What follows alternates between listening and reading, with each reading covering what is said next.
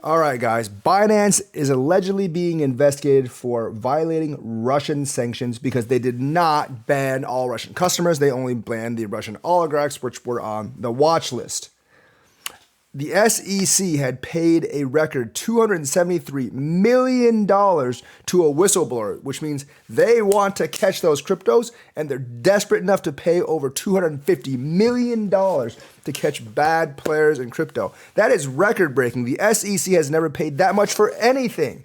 Like, the SEC has only paid about half that much. That was the previous record.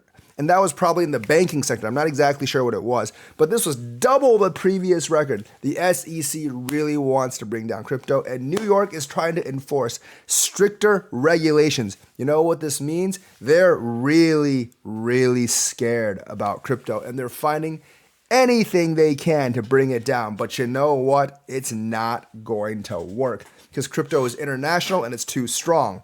They're getting really nervous because they're seeing Europe being very friendly to crypto. They're seeing China opening up to crypto. They're seeing Russia opening up to crypto. Russia doesn't really have any choice because they kind of have to since they don't really have any other method.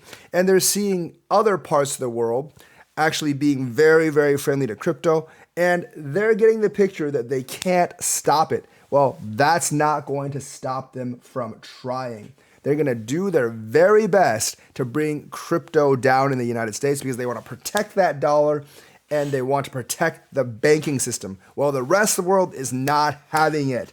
The developing nations are going to come up first, and even some of the big international powers like the EU and Asia, they're going to adopt crypto as well.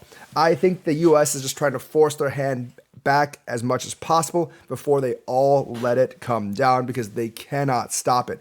Even the US, you see a lot of cracks in their armor because we have so many congressmen that are actually pro-crypto. And you know what? We have people on both sides. There's that dude, the Democrat from Hawaii. We have from the Republican Party, we have Pat Toomey, who I think retired, but we have Warren Davidson and many others that are not actually retired to fight for us. And on the Democratic side, besides that dude from Hawaii, we have RFK Jr., who is very pro-crypto. He was pro-crypto in his speech. Biden may not be pro-crypto, but there is someone high within the Democratic Party, a possible Biden challenger, although like an incumbent's really, really hard to challenge in a primary.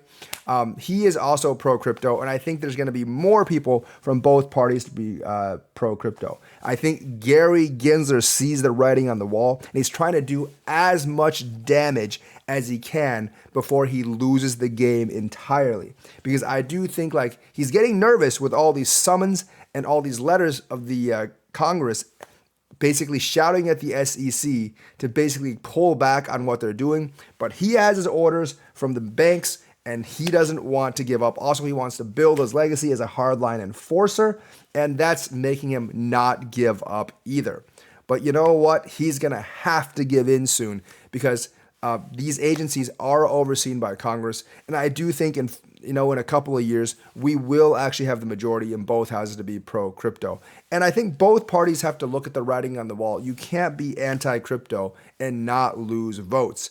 This is going to be a lost issue, whichever party basically raises up the banner for anti-crypto. You see Elizabeth Warren and that other Republican dudes like co-sponsor bill failed to find any more sponsors and they couldn't pull it off. You know what that means? That means people want crypto and there is nothing they can actually do about it. So they're just trying to slow the advance as much as possible. So hang on to your coins, don't sell out, and don't be afraid of a market dump. I think they're on their last round of ammo, and it's going to come to an end very, very soon. So that's the news for today. Let me know what you think. Like and subscribe. Hit that bell notifications button. Thank you, and have a nice day.